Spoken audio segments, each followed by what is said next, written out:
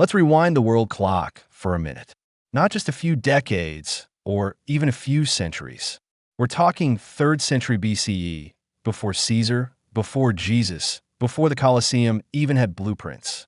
Out on the sun-soaked coast of North Africa, in a thriving Greek colony called Cyrene, a boy was born who would one day measure the earth using a stick, a well, and a question. A boy who would know the stars, but end his life staring into darkness. His name was Eratosthenes. But if history had a high school yearbook, he'd be listed as most likely to come in second. And yet, second place didn't mean second rate. Cyrene wasn't Athens or Sparta. It wasn't even Alexandria, the city that would one day define Eratosthenes' career. But it was buzzing. Think, a Mediterranean port with just enough Greek intellectual snobbery and African ruggedness to make it feel like the edge of a map and the center of a classroom at the same time. The air smelled of salt, goat dung, and scroll ink. Locals sold olives and math theory side by side. In the agora, you could haggle for both figs and philosophy. This was the world Eratosthenes was born into around 276 BC, a world where questions mattered more than answers, and being clever was as admired as being strong. Even as a child, Eratosthenes wasn't content with what he was told. His tutors likely hated him, but not because he wasn't smart, because he was.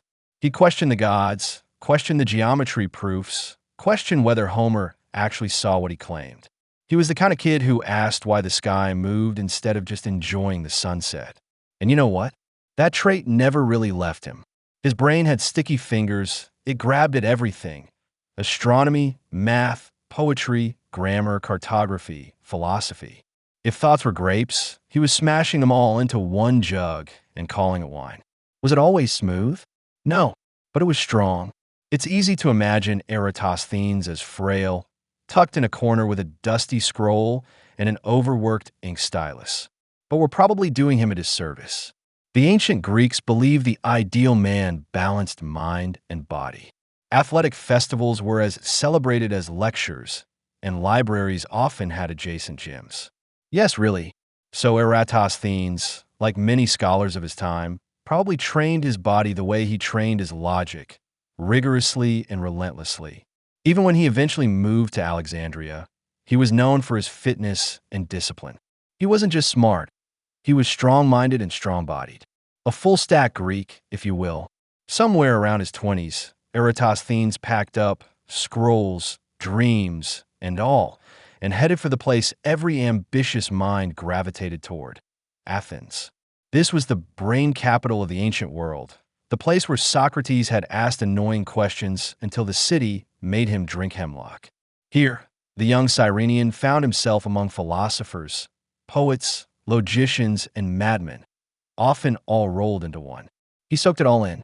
He studied under Zeno of Citium, founder of the Stoic school, and likely brushed shoulders with the early Peripatetics, the intellectual descendants of Aristotle. He didn't just chase knowledge. He pinned it down and interrogated it. Here's where things get a little cruel. See, Eratosthenes was annoyingly good at everything. He could write poetry that made people cry. He could solve math puzzles that made grown men give up. He debated philosophy like he was born doing it. But he didn't stand out in just one thing. And so, the intellectual elite gave him a nickname, Beta, not because he was second in class. No, because he was second best at everything. Let that sink in. He wasn't bad. He wasn't forgotten. He was just. Never quite the best. Never the alpha. Just beta. Can you imagine the sting? Being so brilliant that you're constantly ranked just below someone else in every field you love? You'd think it would crush him. But here's the thing, it didn't. Instead, it fueled him. Quietly, relentlessly. Like a man walking into the wind with a smirk. Let's pause here. Today, we still use beta. In software, in business, in school rankings. And yet it still stings. Being beta implies you're the backup singer, the understudy, the second gear. But there's another way to see it. Beta means you can do everything. It means you're versatile. It means you're the Swiss Army knife, while everyone else is a single blade. Alpha is a title. Beta is a toolbox. Eratosthenes? He wasn't trying to be king of a hill. He was busy mapping the whole damn mountain range. Eratosthenes wrote poetry in Homeric Greek, studied Egyptian calendars, decoded Babylonian math, and tackled Platonic ideals in dialectic arguments. He didn't specialize because his brain refused to sit still. He created timelines of ancient civilizations, trying to make sense of history not just as a series of events, but as a pattern, a rhythm you could tap your foot to. It was during this prolific period in Athens that his work started catching attention in unexpected places. Places like Alexandria, Egypt. The invitation probably didn't come as a scroll sealed with gold. More likely, it was a word passed down from scholar to scholar. Ptolemy III is looking for a new librarian. A sharp one. It was a job offer unlike any other. The king of Egypt wanted someone to run the Library of Alexandria, the single most ambitious repository of human knowledge the world had ever seen. A living Google, centuries before electricity. Eratosthenes got the gig. Why? Because he didn't just collect facts. He connected them. He left Athens. He left behind the snickering beta whispers. And he walked into the most powerful intellectual engine of his time. Eratosthenes' early life wasn't marked by thunderous applause or marble statues. He wasn't the darling of Athens. He was the guy everyone respected, but no one celebrated. Yet, quietly, without fanfare, he was building a mind that would later measure things no one else even dared to imagine. He wasn't first, but he was right. And sometimes, history needs time to realize what it missed. When Eratosthenes left Cyrene for Athens, he didn't just cross land and sea. He crossed into a new dimension of thought, a messy, brilliant, overheated intellectual whirlwind where no idea was safe from scrutiny and no answer was ever final. It was the kind of place where minds sharpened against each other like flint on stone. And honestly, he loved every minute of it. But here's the twist. The more he learned, the more he realized how much didn't quite add up, which, ironically, made him even more dangerous, not as a rebel, but as something far more subversive, a clarifier. If Cyrene was a school of curiosity, Athens was the WWE of wisdom. The streets buzzed not with merchants and fishmongers, okay, them too, but with arguments. Loud, dramatic, often unnecessarily poetic arguments about everything. What made a life good, whether reality was real, whether the gods cared, and how many elements made up the cosmos. You couldn't walk 10 feet without stepping on someone's syllogism. There were Stoics preaching control, Epicureans preaching pleasure, skeptics rejecting it all. And then there were guys like Eratosthenes, quietly listening, cataloging every viewpoint, never quite committing to one team. That made him annoying to the diehards and fascinating to the people who mattered. Let's talk about labels. Eratosthenes studied under Zeno of Citium, the guy who founded Stoicism. You'd think that'd make him a Stoic. But he also soaked in Platonic ideals and some of Aristotle's logical tools, and flirted with cynicism too. Was he a Stoic? A peripatetic? A skeptic? Answer, yes. And also no, he wasn't hunting for allegiance. He was collecting lenses, ways of seeing the world, holding them up like a jeweler with a gem, comparing clarity, flaws, and colors. That's the thing about polymaths. They don't pledge. They cross-pollinate. Now let's circle back to that nickname, Beta. In Athens, it followed him like a shadow, whispered in symposiums, scribbled in margins. And you know what? It still hurt. Because even while people respected his mind, there was always that dismissive undertone. Yeah, he's good, but he's not the best. It's the kind of backhanded compliment that either crushes you or carves you into steel. Eratosthenes chose the latter. He didn't fight to be alpha. He fought to understand everything alpha missed. While others focused on sharpening their single weapon, he was building a library inside his head, stocked with math, myth, philosophy, geography, astronomy, and language. Despite his serious work, Eratosthenes wasn't some cloistered, pale academic buried under scrolls. He was funny, witty, even a little petty when the moment called for it. There's a story, possibly apocryphal but worth mentioning, of him mocking other scholars for their rigid thinking. One particular jab was aimed at a rival who insisted the stars were holes poked in the sky by gods. Eratosthenes apparently deadpanned. Then we must thank the gods for not poking the wrong holes. It was ancient sarcasm at its finest. Humor aside, this was a man deeply annoyed by bad data and soft logic. But instead of shouting down the nonsense, he wrote, cataloged, compared, questioned, and in the process, he became a human encyclopedia with an attitude. Let's pause for a second and talk about the intellectual chaos of the time. There was no scientific method, no peer review or Google Scholar. Instead, there were scrolls, sometimes reliable, sometimes just vibes. Knowledge was passed through whispers, stories, and sometimes deliberate fiction. Some scholars believed in geocentric universes with planets powered by invisible crystal spheres. Others thought humans were made of fire and moist air. Some believed the Earth floated on water. Yeah, like a lily pad. Eratosthenes? He read them all. And then, instead of rejecting them outright, he asked, what if? Just some of this is true? That was his secret sauce. Not dismissal, refinement. Eratosthenes didn't just study the stars or debate the soul. He dove deep into language, time, distance, culture, and memory. He began writing works that tried to organize history itself, like some proto-Wikipedia editor with a scroll and stylus. He even attempted to calculate the dates of the Trojan War, Babylonian kings, and Egyptian pharaohs by comparing literature, records, and oral stories. It was messy. It was guesswork. It was genius. And it showed one of his most human traits, the desire to make sense of it all.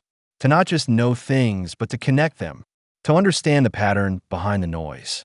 Somewhere in the haze of debates and dusty lecture halls, a letter arrived. Okay, maybe not a literal letter. Maybe it was a messenger, or a rumor, or a conversation over wine. But the result was clear. Ptolemy III, ruler of Egypt and patron of the Library of Alexandria, wanted Eratosthenes. This wasn't just a job. It was an invitation to become the chief librarian of the greatest knowledge bank on Earth. To not just study knowledge, but to curate it, shape it, guide it. Imagine being handed the keys to the universe and told, here, organize this. There's no official record of Eratosthenes' response. No preserved quote. But if you tilt your ear toward history, you can almost hear him whisper, let's do it. He packed up his scrolls, his stubborn brilliance, and the whispers of beta trailing behind him, and headed to Egypt, to Alexandria, to legacy, and everything changed. Eratosthenes wasn't famous yet. Not really. He hadn't measured the earth or redefined geography. But he had built a mind so sharp, so expansive, that kings were now calling for him. And here's the kicker. He was just getting started. He didn't know it yet, but soon he would draw a line between two cities and change science forever, using nothing but sunlight and shadows. But first, he had to walk through the doors of the greatest library the world would ever lose. Next up, Alexandria calls. The librarian of the world, get ready for candlelit hallways stacked with knowledge, royal politics, and the scientific spark that would ignite one of the greatest I told you so moments in human history. If Athens was a hive of arguments, Alexandria was a temple of information. When Eratosthenes stepped off whatever vessel carried him into Egypt, sun-baked scrolls under his arm, probably squinting at the dust-swallowed skyline, he wasn't just walking into a city. He was walking into history's most ambitious experiment. The Library of Alexandria wasn't just a building. It was a promise. A royal bet that the entire world's knowledge could be gathered in one place, tamed, translated, and preserved. All of it. And now, it was his job to keep that promise. Let's set the scene. Alexandria, circa 245 BCE, was not your typical ancient city. It was cosmopolitan, multilingual, and weirdly bureaucratic in a good way. Egyptian temples rubbed shoulders with Greek marketplaces. Jewish scholars debated with Persian astronomers in hallways lined with cedarwood and polished brass. And in the heart of it all stood the Mouseion, the Temple of the Muses, a complex that housed both the famous library and the scholars who lived inside it like monkish nerds in paradise. There were lecture rooms, gardens, laboratories, and yes, literal scroll delivery services. At its peak, the library supposedly held over 500,000 scrolls. Some say more, some say less. But one thing's for sure, no one had ever attempted anything like it. And Eratosthenes had just been handed the keys. It wasn't just about reading books. Eratosthenes had to organize them, classify them, translate them, decide what mattered and what didn't. Imagine walking into a bookstore where nothing is labeled. No author names, no genres, just stacks everywhere. Now imagine being told, make it usable. He took that chaos and imposed order. He developed cataloging systems, predecessors to the Dewey Decimal System, in spirit if not in structure. He cross-referenced works, compiled biographical data on authors, and weeded out forgeries and duplicates. And because that wasn't enough, he also kept writing. Because Eratosthenes couldn't sit still mentally, he tackled geography, coined the term geographia, and started defining what maps should be chronology, built a timeline of world history from the fall of Troy onward astronomy, theorized about leap years, stellar movement, and planetary sizes mathematics, dabbled in prime number theory and sieve algorithms linguistics, compared languages, refined grammar, and edited Homer's text, just some light desk work. Now, let's not get too dreamy here. Yes, the library was brilliant, but it was also a political tool. The Ptolemies, the ruling Greek family of Egypt after Alexander the Great's death, weren't just generous book nerds. They were control freaks with crowns. Knowledge wasn't just power, it was propaganda. They ordered ships docking in Alexandria's harbor to surrender any scrolls they had. These were copied, sometimes poorly, and the originals kept. In short, Alexandria was stealing the world's brainpower under the guise of preserving it. Eratosthenes was absolutely aware of this, maybe even complicit, but that's what makes his role complex. He believed in truth, but worked inside a system that sometimes weaponized it. It's a moral tension that feels, well, timeless. You ever wonder what Eratosthenes would think of today's libraries? The public Wi-Fi, the study nooks, the 3D printers? He'd probably be amazed. But he'd also probably ask, where are your catalogs? Your translations? Who's verifying the sources? Because for him, a library wasn't a place to store knowledge. It was a place to curate it, to refine it, to connect it like constellations. It wasn't about owning scrolls. It was about understanding what they meant. As head of the library, Eratosthenes wasn't just organizing parchment. He became one of the most trusted voices in the Ptolemaic court. His knowledge began influencing everything from education policy to calendar reform. He was no longer beta. He was the authority. But hey, race the catch. He still wasn't flashy. Still not chasing fame. No statues of him went up in town squares. No coins bore his face. He preferred shadows and scrolls over speeches and ceremonies. Even when he published groundbreaking ideas like the shape and size of the Earth, he did it without fanfare. Just the facts, just the math, and then back to work. Honestly, that's some monk-level humility. One of the most endearing and exhausting things about Eratosthenes was that he never stopped asking questions. How far is the sun? Why do rivers bend? What happens when you cross the equator? Is Homer historically accurate or just really good fiction? Each question led to another. And in Alexandria, he finally had the tools, scrolls, instruments, and minds to chase those questions across continents and centuries. He wasn't just reading history. He was constructing it. The same way a cartographer charts unknown coastlines, Eratosthenes was mapping the boundaries of human understanding and pushing past them. Picture him at dusk, candlelight flickering across the stone walls, scrolls spread out across a desk, ink smudged on his fingertips. Outside, the harbor is quiet, ships anchored like punctuation marks on the sea. And inside, one man, sitting in silence, trying to measure the world.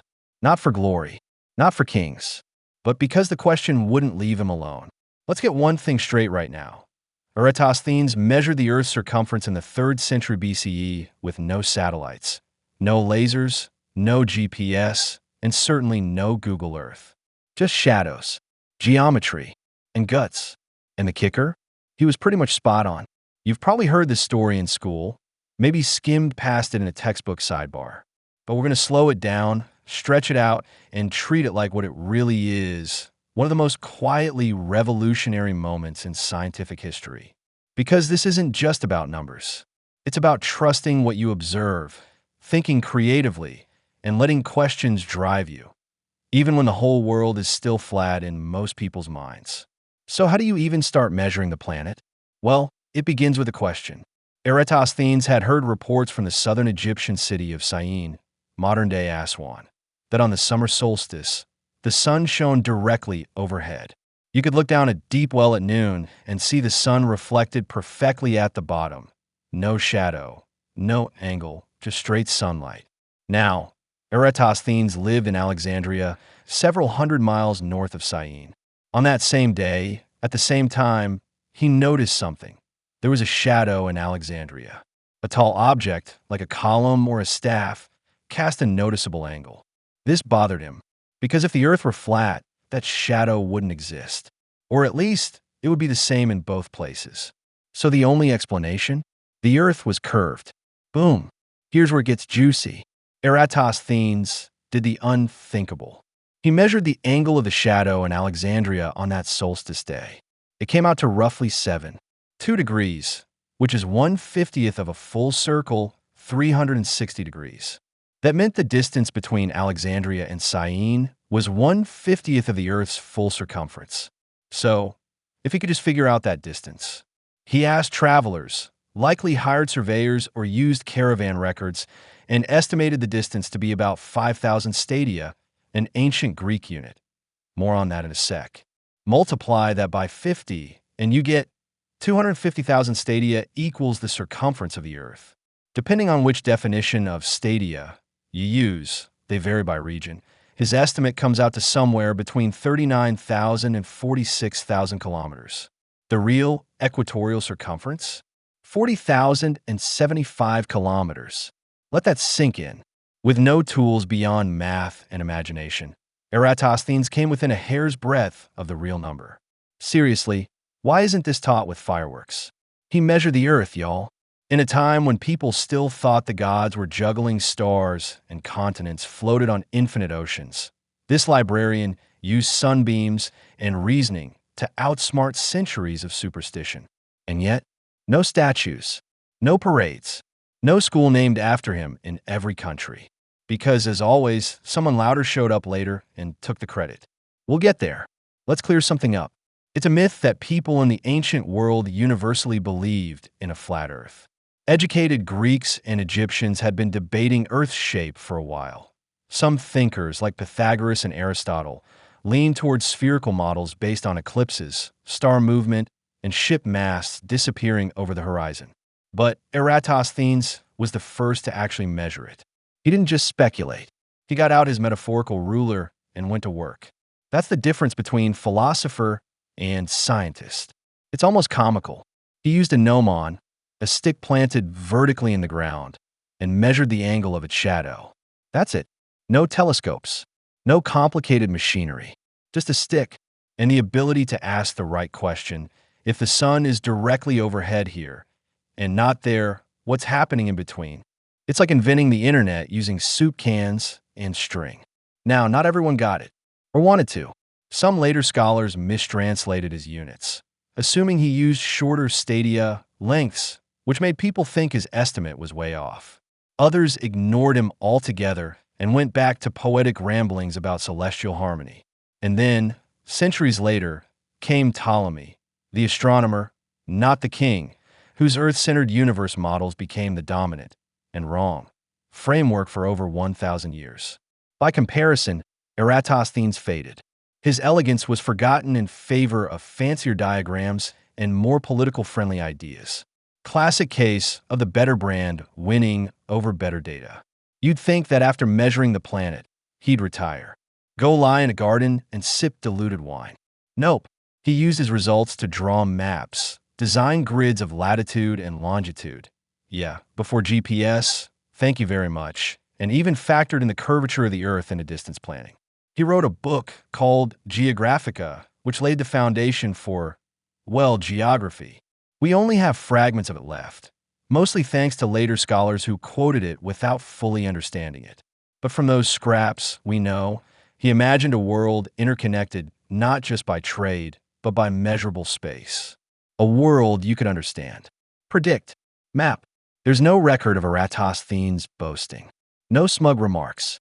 No scroll titled Eratosthenes was right, you morons. He just kept working, kept thinking, kept teaching, because that's who he was. A man who didn't need to be the loudest, just the clearest. He wasn't trying to win. He was trying to understand. Imagine standing in Alexandria as the sun crests overhead, knowing you've cracked the shape of the world. Not by sailing it, not by conquering it, but by thinking about it, by listening to the light. That's poetry. That's science. That's Eratosthenes. He may have been called Beta by some of his peers. But tell me, who else measured the Earth with a shadow and a stick? Who else left a legacy that satellites, rockets, and astronauts would later confirm? He didn't win the applause, but he won in reality. You'd think measuring the Earth would be enough to guarantee a lifelong legacy, right? But Eratosthenes wasn't done. Not even close. Because while that shadow and stick trick may have been his flashiest act, his life's work was more like a symphony of intellectual curiosity, spread out over disciplines, languages, and centuries. Still, despite everything he touched, everything he reshaped, history mostly remembers him as a guy who did some geometry once. And honestly, that kind of hurts. We all love a specialist. The guy who devotes 40 years to solving one tiny problem. The master of one trade. The focused, narrow genius. Eratosthenes wasn't that. He was a human Venn diagram. A walking, scribbling, correcting blend of disciplines. And that made him harder to box in, which in turn made him easier to overlook. You couldn't say, oh, he's the poetry guy, or he's the math guy. He was all of it. And in a world already obsessed with status, that made him look scattered, indecisive, not great at anything. Only, he was. Let's start with one of his quieter contributions, textual criticism. We have Homer's Iliad and Odyssey today because people like Eratosthenes painstakingly edited and preserved them.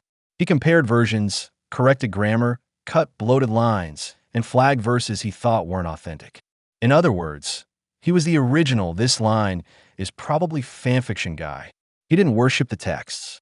He scrutinized them, and that took guts. Imagine editing Shakespeare and writing in the margins. I don't think Hamlet would actually say that. And while he was cleaning up ancient Greek literature, Eratosthenes also decided time needed some tidying up. He created a chronology of the known world, a master timeline that stretched from the mythical Trojan War to his present day. His system tried to line up myth with history, oral tradition with documentation. It was messy, yes, but it was one of the earliest known attempts at synchronizing world events across cultures. This was before carbon dating, before printing presses, before digitized anything. And yet he tried to fit it all together, like a puzzle missing half the pieces but still worth building. Here's a flex. Eratosthenes coined the word geography. Think about that for a second. Before him, there wasn't really a single field that studied the surface of the Earth, its layout, its climate zones, its relation to the sun and stars.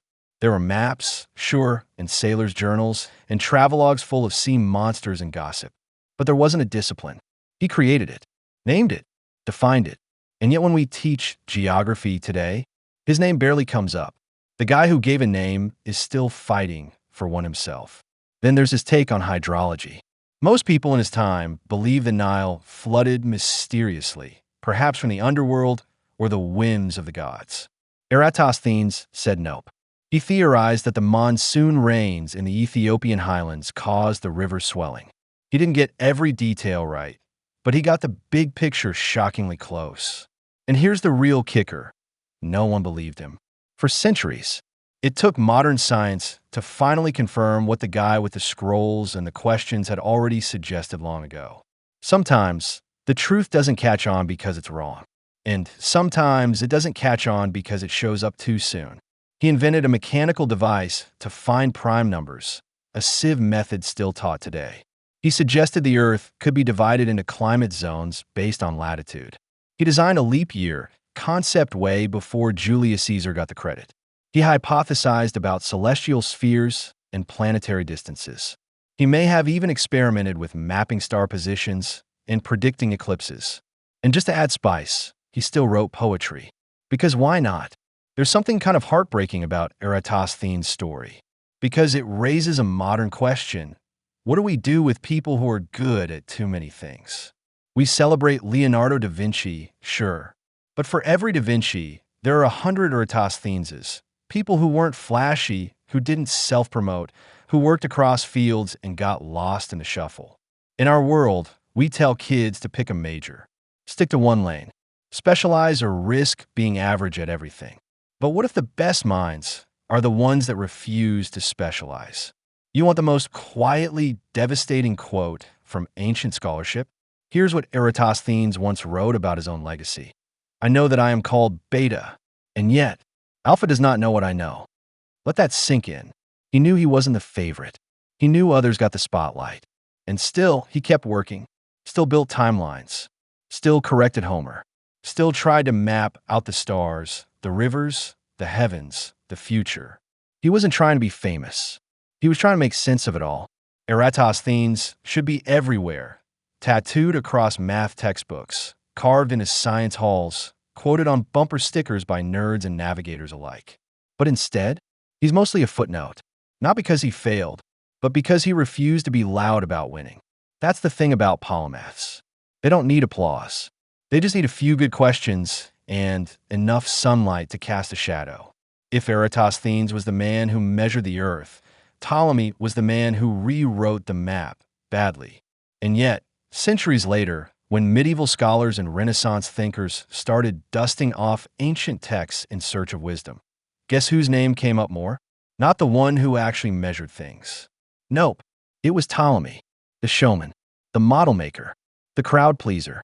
And that, right there, might be one of the biggest. Let's be clear about the timeline. Eratosthenes lived in the 3rd century BCE. Claudius Ptolemy came along about 400 years later in the 2nd century CE. So this wasn't a rivalry in the modern sense. They never met, never debated, never sniped at each other across symposiums. But their ideas? Oh, those clashed hard. Where Eratosthenes was cautious, data-driven, and willing to admit uncertainty, Ptolemy was confident, simplistic, and eager to draw crisp lines around messy truths. And the world ate it up. Ptolemy wasn't royalty, though the name confuses a lot of people, since the Ptolemaic kings of Egypt were still a recent memory in his time. He was an astronomer, mathematician, geographer, and all-around big thinker based in Alexandria. Yep, same library.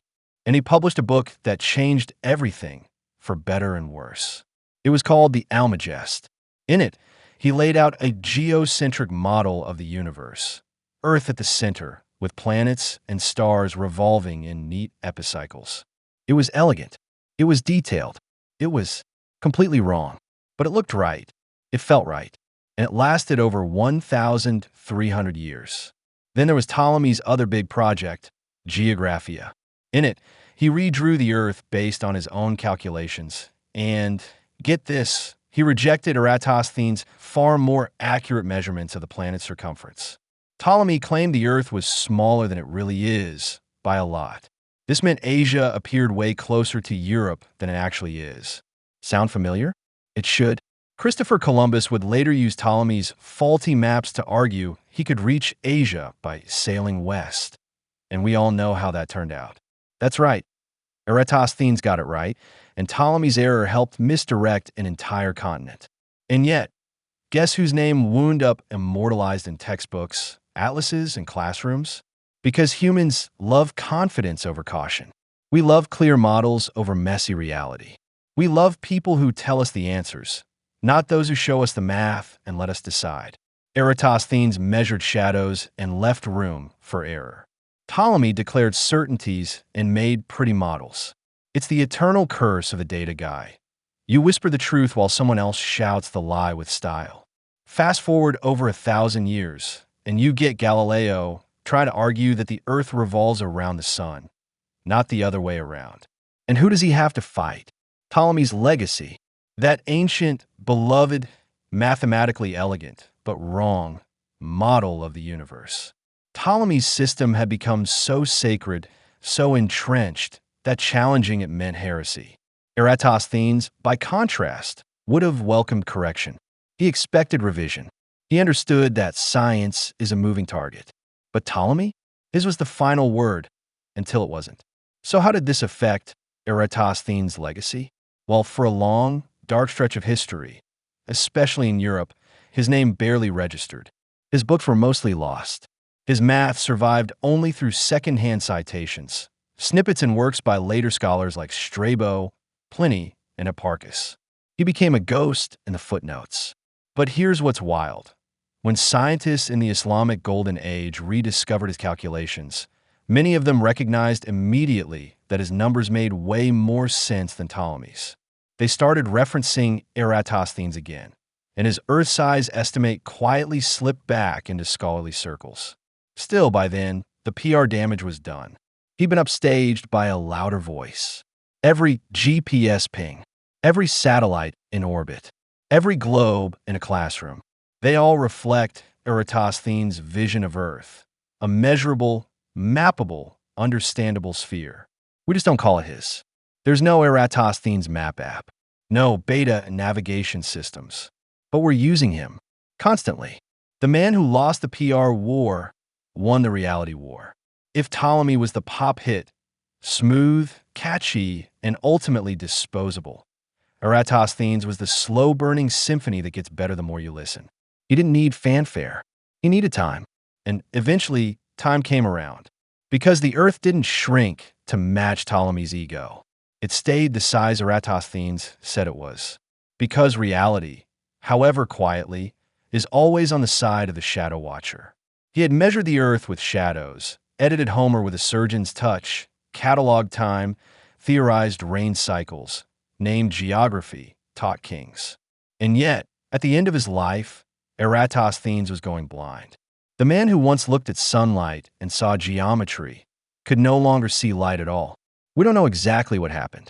Ancient sources are vague. Perhaps it was cataracts or glaucoma or something else entirely. But the effect was clear. His vision faded. And for someone like Eratosthenes, who measured the world by observing it, that must have felt like being cut off from the cosmos. No more stars, no more shadows, no more lines to measure, curves to trace, angles to question. Just the slow dimming of the very sense that had fueled his life. There's a story, quiet, almost whispered, that in his final years, Eratosthenes stopped eating. Not from illness, not from poverty, but from decision. He simply refused food. The man who had once chased the sun across cities, who'd wrangled scrolls and timelines and prime numbers into submission, made one final calculation. If the world would no longer open itself to him, he would no longer stay in it. It's hard to hear, isn't it? But there's something deeply human in that choice. Not dramatic, not bitter. Just a quiet exit from a world he could no longer fully touch. It's easy to frame this as a sad ending. A brilliant man going blind, starving himself, fading into history. But maybe it wasn't sad. Maybe it was elegant. Eratosthenes spent his life bringing order to chaos, measuring, mapping, understanding. He saw patterns where others saw fog. So maybe this wasn't despair. Maybe it was his last act of clarity. A man who had always asked, "What is this thing really?" finally answered the question for himself. He didn't start a movement. He didn't have disciples. His library was eventually burnt. His books were lost or scattered. And centuries later, his name barely echoed. That's the part that sticks, doesn't it? You can build the entire framework of modern knowledge and still vanish into the footnotes. Because legacy isn't always loud. Sometimes it's a whisper in the dust. Every time someone uses a globe, every time a student learns about latitude, every time we track weather or organize books by subject or ask whether something really makes sense, Eratosthenes is there. He's in the background of science, the scaffolding beneath the structure. He may have lost the spotlight, but he never lost the truth. And the truth, as it turns out, is patient. Picture him, old, nearly blind, sitting alone in a sunlit courtyard. The staff that once cast that famous 7.2 shadow now resting across his knees. The sun is warm, though he can no longer see it. The world continues spinning, just as he knew it did. And somewhere, deep in the folds of history, the Earth remains exactly as big as he said it was. He didn't need applause. He just needed to know. They called him Beta. They mocked his breadth. They ignored his warnings. They forgot his name. But Eratosthenes? He measured reality. He curated knowledge. He mapped the planet using sunlight and willpower. And centuries later, when the noise faded, it was his numbers, the quiet, careful ones, that still held true. Epilogue. Rediscovering Beta for centuries. Eratosthenes was mostly a footnote, a name that flickered briefly in a medieval manuscript, a passing reference in a Renaissance scholar's notebook. Occasionally, someone would dust off his Earth calculation and go, "Huh, that's weirdly accurate." But mostly, he was forgotten. His writings? Gone. Not misplaced, not stored in some forgotten vault, but literally burned, lost to time, likely in one of the Library of Alexandria's infamous fires. His books, chronographies, geographica, on the measurement of the Earth, exist now only in fragments, quoted by others or infer from context. His name survived, but not his voice. And for the longest time, that seemed to be that. Then something funny started happening. Modern scholars began retracing his logic. Physicists, historians, astronomers all started turning back to his methods. His sieve for prime numbers still gets taught in college classrooms. His map grid structure prefigured latitude and longitude. His Nile theory, once dismissed, turned out to be surprisingly on point. And that Earth measurement? Let's just say it aged spectacularly well. It's now taught quietly, casually, in middle school science classes around the world. Usually as a fun little did-you-know activity. But so much more than that. It's proof that a single person with no tech, no title, and no team, just questions, can touch the cosmos. In recent decades, there's been a subtle cultural shift. We've started paying attention to polymaths again. Generalists, people who cross boundaries instead of hugging them. Writers who are also engineers. Biologists who also compose music. Artists who study fluid mechanics. In a world obsessed with specialization, we're slowly realizing that some of our greatest leaps come from people who connect the dots no one else sees. Which means we're finally catching up to Eratosthenes, not just as a name, but as a model of how to think. We'll never get his voice back, not completely. His scrolls turned to ash. His catalog system was superseded. His timelines overwritten. His own name barely made it through. But his work? Oh, his work survived, hidden inside the work of others, embedded in the systems we still use today, echoed in the quiet moments when a scientist asks, wait, what if? In some strange way, Eratosthenes became the library he once ran, a structure that may have burned, but left behind enough sparks to light the way forward. Now, there are craters on the moon named after him, an asteroid, a few schools, the occasional Google Doodle. Still no blockbuster biopic, no bronze statue in Times Square. But maybe that's fitting, because Eratosthenes never seemed to care about the spotlight. He just wanted to understand the world and help others do the same.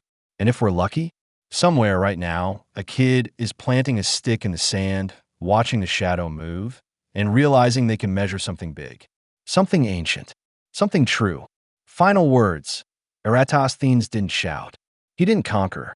He didn't build empires, but he showed us how to read the light. He asked questions no one else dared. He gave us the Earth, not by taking it, but by measuring it. He always came in second, they said, and yet, he never once came up short.